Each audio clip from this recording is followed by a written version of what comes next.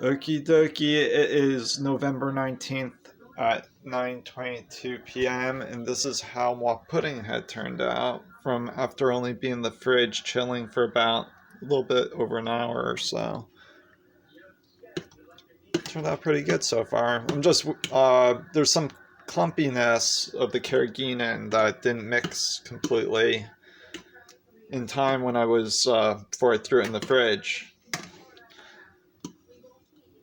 But occasionally I'm going to do this. I think just one time around, just this one time is good. It should be good enough. Maybe I'll do it one more intermediate time.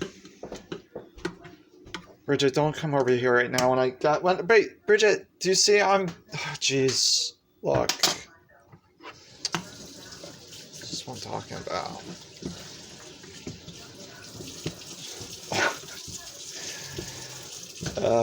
God, it's like I just get interrupted doing what I gotta do. Doesn't matter what it is. I was getting interrupted with something. Right, this is about the fall. After all the work I spent making that, I just don't want to. I don't want to screw up.